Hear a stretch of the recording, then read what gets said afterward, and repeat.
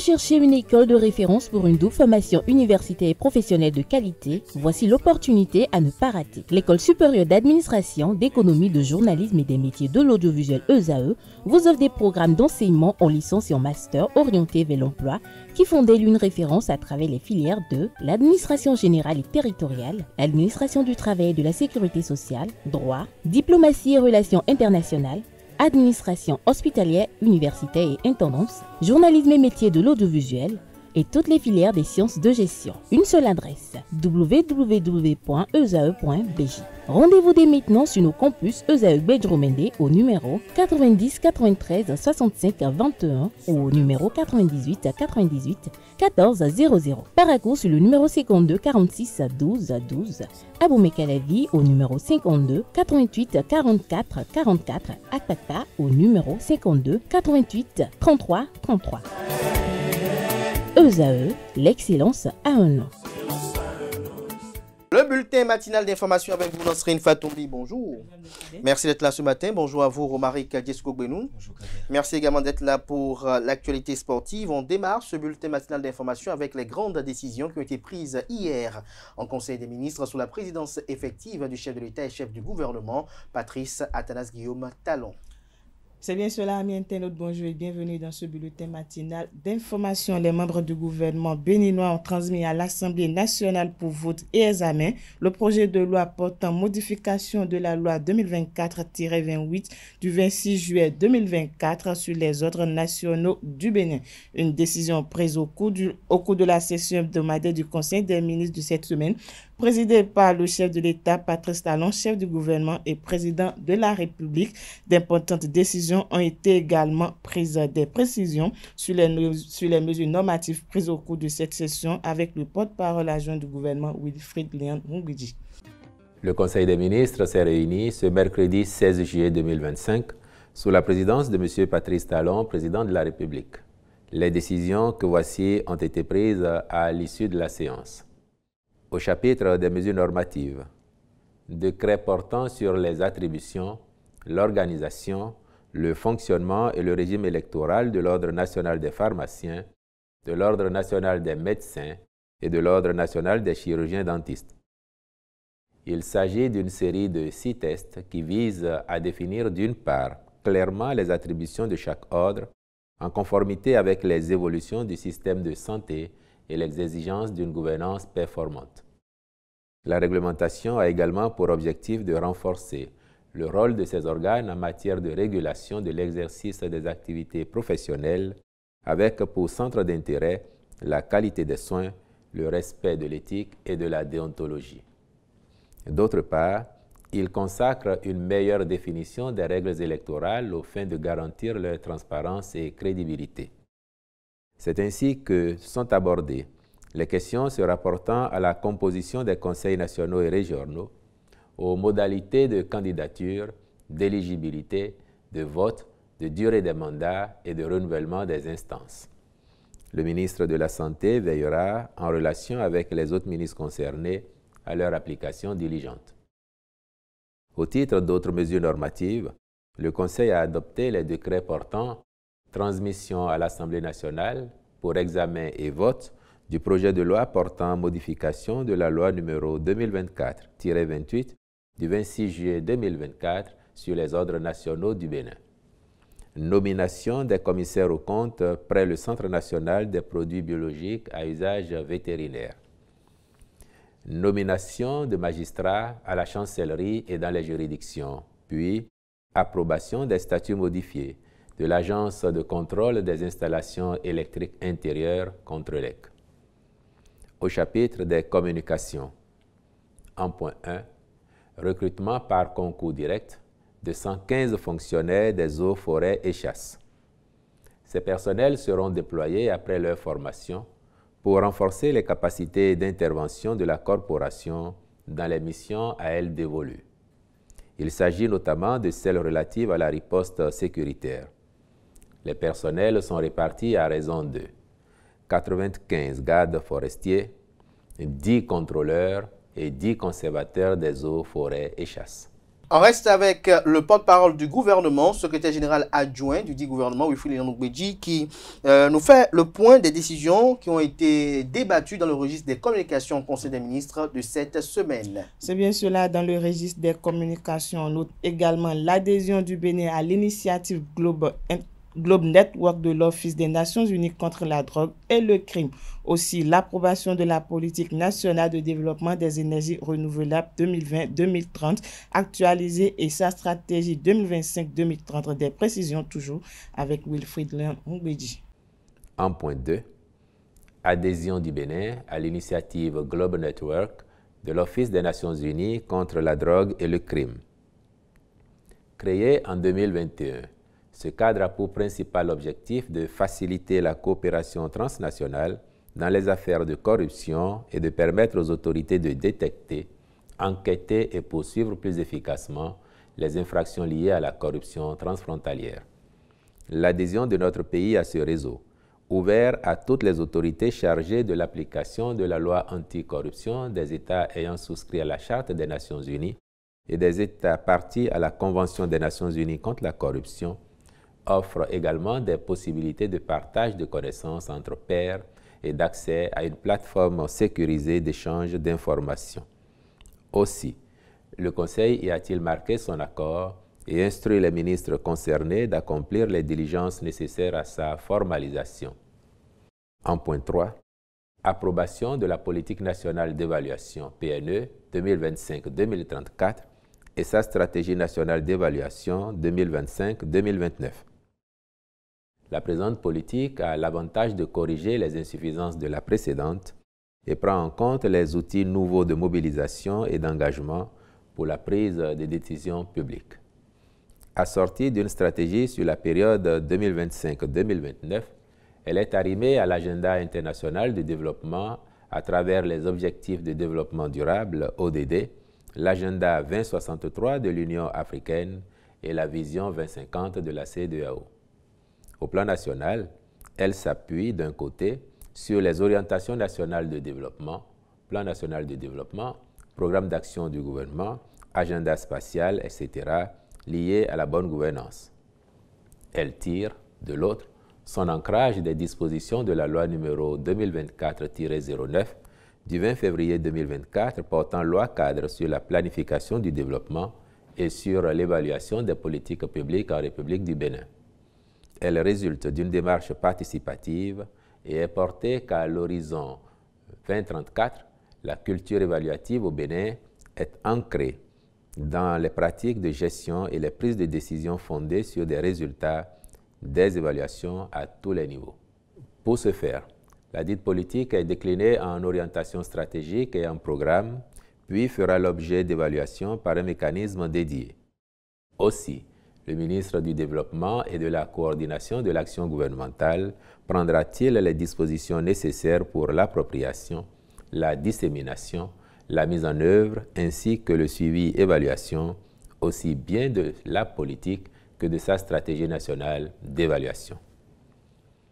En point 4, approbation de la politique nationale de développement des énergies renouvelables, PONADER 2020-2030 actualisée et sa stratégie 2025-2030. Cette politique vise à faire des énergies renouvelables la source prioritaire de la satisfaction durable et optimale des besoins énergétiques nationaux à l'horizon 2030. Sa mise en œuvre permettra à notre pays d'œuvrer davantage à la réduction des émissions de gaz à effet de serre, de mieux s'adapter au changement climatique et de favoriser l'accès à tous et à moindre coût aux énergies renouvelables. Ce faisant, elle contribuera au développement durable et à la promotion des activités socio-économiques du monde rural par une énergie moderne. La PONADER servira ainsi de cadre de référence d'élaboration et d'exécution des projets et programmes d'énergie renouvelable dans notre pays. Elle traduit la volonté du gouvernement d'orienter et de coordonner toutes les interventions dans le sous-secteur, tant des acteurs publics, parapublics que privés. Pour en assurer l'efficacité, elle est dotée d'une stratégie de mise en œuvre sur la période 2025-2030 destinée à induire des résultats positifs pour en favoriser l'évaluation. En point 5, approbation de la politique nationale de maîtrise d'énergie PONAME 2020-2030 actualisée et sa stratégie 2025-2030. L'actualisation de la PONAME se justifie principalement par l'évolution du cadre institutionnel du secteur de l'énergie pour tenir compte de la dissolution de l'Agence béninoise d'électrification rurale et de maîtrise d'énergie, qui était la principale structure administrative opérationnelle dans la promotion et le développement de la maîtrise d'énergie. Sa mise à jour et son opérationnalisation à travers sa stratégie 2025-2030 permettront, à terme, aux consommateurs d'avoir accès à moindre coût aux services énergétiques de qualité, sécurisés, durables et efficaces. Elle postule en effet qu'à l'horizon 2030, la maîtrise d'énergie au Bénin garantit la réduction considérable de la consommation, de la dépendance et des dépenses énergétiques sans préjudice de la qualité des services énergétiques. Le tribunal d'Abomey-Calavi a décidé de renvoyer au 22 octobre prochain l'examen du dossier opposant Paulin Akponan à Sam Seydou Adambi, deux anciens ministres de l'eau, de l'énergie et des mines de l'administration Talon. Le tribunal d'Abomey-Calavi a décidé ce 16 juillet 2025 de renvoyer au 22 octobre 2025 l'examen du dossier opposant Paulin Akponan à Samou Adambi, deux anciens ministres du gouvernement béninois. La décision a été prise en attendant le paiement au plus tard le 21 octobre 2025 de la somme de 300 000 francs CFA par le plaignant à condition préalable à la recevabilité de la procédure. À l'origine du contentieux, une déclaration publique de l'ex-ministre de l'énergie et des mines, Paulin Akponan, lors d'un meeting à Parakou, l'ancien ministre y a accusé son collègue Samou Seydou Adambi de détournement de fonds publics, des propos jugés diffamatoires par ce dernier, qui a donc décidé de porter l'affaire devant la justice. Selon les informations fournies par la même source, Paulin Akponan était présent à l'audience accompagné de son épouse et de 3 proches. Il était également assisté de 2 avocats. En revanche, le plaignant Samou Adambi était absent lors de cette première comparution. Le ministre conseiller à l'enseignement secondaire technique et de la formation professionnelle, Expédie Ouessou, était au centre de composition de l'examen du baccalauréat session de remplacement. Le ministre conseiller à l'enseignement secondaire technique et de la formation professionnelle, Expédie Ouessou, s'est rendu au collège d'enseignement général Saint-Rita le 15 juillet dernier. L'objectif était d'apporter son soutien aux examinateurs des épreuves d'éducation physique et sportive sans oublier de faire un clin d'œil aux candidats en session de remplacement. Reportage avec Quentin Comlan Amoussou. Après la phase d'évaluation des candidats aux épreuves facultatives et aux épreuves d'éducation physique et sportive, professeurs et examinateurs d'EPS font la transcription des notes des candidats admissibles au Collège d'enseignement général Saint-Rita. Une occasion pour le ministre conseiller à l'enseignement secondaire technique et de la formation professionnelle, Expédie Ouessou, de leur apporter son soutien en plein atelier. Que le sérieux d'un pays se mesure aussi par le sérieux de son système d'évaluation. Et le baccalauréat est un bon baromètre pour mesurer si notre système éducatif est sérieux, si notre pays est sérieux. Quand j'ai vu ce que vous avez mis en place, les méthodes que vous avez mises en place, la qualité des ressources humaines mobilisées et les moyens mis par le gouvernement, je crois que nous pouvons dire, sans risque de nous tromper, que le bac béninois est un label. En perspective à la deuxième délibération qui aura lieu ce mercredi 16 juillet, le ministre a également visité l'atelier des langues nationales. Le président de la sous-commission de cet atelier a saisi l'occasion pour rappeler l'importance des langues nationales dans l'éducation. Les langues nationales interviennent au titre des matières facultatives. Les candidats qui composent dans cette matière, ce qu'on attend d'eux, c'est qu'ils travaillent très bien, comme il est attendu aussi dans toutes les matières. La spécificité de ces matières facultatives, c'est que lorsque l'étudiant, le candidat travaille très bien, la note qui vient après la moyenne de 10 est prise en compte dans le calcul de sa moyenne au bac. Donc je prends le cas de quelqu'un qui a 17. La note 7 va être ajoutée à sa moyenne du baccalauréat. En principe, ce sont les 6 langues de post-alphabétisation. Il y a le Hadjabé, il y a le Fongbe, il y a le Dikamari, il y a le Batono, il y a le Tendi, il y a le Yoruba. Mais nous sommes aussi ouverts à la possibilité que des étudiants composent dans d'autres langues. Il y a aussi le Ditamari. Donc un étudiant qui veut composer en Gung, en Puela ou autre, on prend ça en compte, il n'y a pas de problème.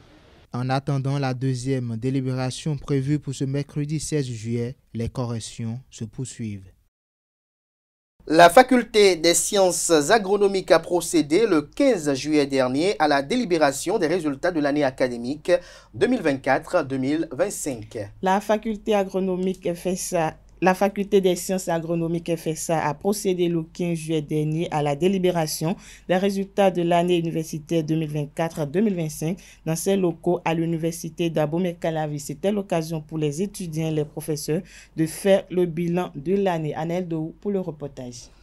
Ce qui nous donne globalement un pourcentage de 98,6% pour la première année et la deuxième année, pour le cycle licence par exemple. En agro 3, nous avons 28 inscrits, 28 admis, un taux de 100%.